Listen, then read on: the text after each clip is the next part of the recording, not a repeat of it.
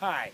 I wanted to show you a unique way that we put an air conditioner in this old camper. We bought a 1968 Low Liner Aristocrat for about $500. Put a couple of thousand into it with tires and paint and tanks and remodeling it. But we wanted an air conditioner in it because it can get so hot in the summer. To get a commercial one that goes on top, it runs at least $1,000, not to mention installation if you can't put it in yourself. Plus they run, those air conditioners are 13,000 BTUs up to 15,000, and small generators can't pull those very well. They do make really small ones for 8,000 BTU, but they're still $1,000. I just didn't want to do that. So I looked online and I didn't find anything that I liked. There were some examples that I saw. Some people would cut a hole here and put a window unit in and have the outside portion rest on the tongue.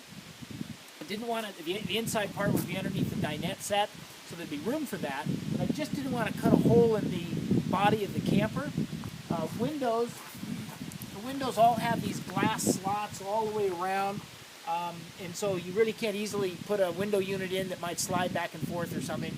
And plus the back of the unit sticks out well more than, probably about 18 inches, and that looks pretty tacky. Plus I don't know how safe it is to travel that way.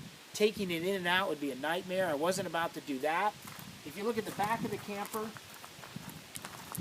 there were some options there, but again, I could have stuck it up here, but I didn't want to cut a hole here. Didn't want to cut a hole in the door of the belly of it and take up my storage there. The windows are solid. Again, you can't really have a window unit in those things.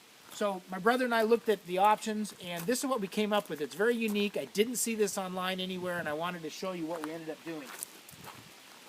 If you look inside,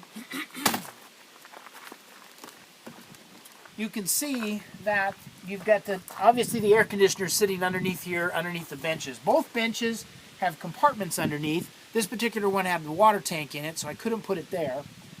This one over here was empty. Well, we had junk in it. And we thought we could stick the unit there, so I took off the front panel piece of wood that was normally there, and we constructed a simple 3/4 inch piece of plywood or something, cut out the pattern or the size for the air conditioner, and stuck it there. We found an air conditioner that was fairly flat-faced here. Some of them stick out a little bit farther. You want to avoid those. We bought this air conditioner. It's a 5,000 BTU. We bought it for $140 at Target. Works perfect. You can see the cord to it is down there. We normally plug it in. The light has a socket in it up there, but I'm going to work I just haven't done this yet, but I'm going to put an outlet down in here and have the face of it here so I can just plug it in right there. I just haven't done that yet. But take a look at how this works underneath here. If you remove these cushions, the compartment to the bench seat sits up. Here's your air conditioner here. Obviously, just the bulk of it sits here. This is why I didn't want it hanging out a window or something. It's awful lot of it there. We want to keep this pretty much, we can put some pots and pans in here, but I want to make sure that it gets a lot of airflow. You'll see a fan here. I'll explain that to you outside. That, of course, sucks the heat out.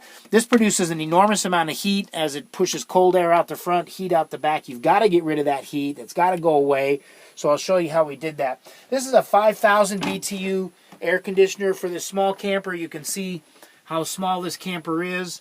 Very unique. My wife did a great job decorating and all. It's been perfect for us. You could go with a little bit bigger unit, but I wanted a smaller one because this small 5,000 BTU only draws about 4, maybe 4.5 amps, and my small 2,000 watt generator pulls this without it. You hardly even know it's on, and it could run probably 8 to 10 hours all night long without ever needing refueling, even with those small ones. So let me show you what the outside portion looks like.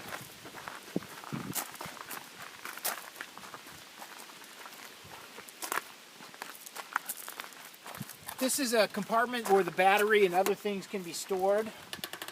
You see the battery there. Here you can see the fan. This is a 12-volt fan we bought at some RV place, Camping World or something. And I hooked up a simple alligator clip so I can turn it on and off easily just by simply hooking it there. This draws out an awful lot of heat. The battery can run that for a long. It's like a 1 amp fan, so that's not a problem. And when the air conditioner is on, the amount of heat coming off of this is absolutely unbelievable. It just really draws the heat out nicely. We drilled 3 holes over here. This is all where the bench seat the compartment is. This draws air in for the air conditioner.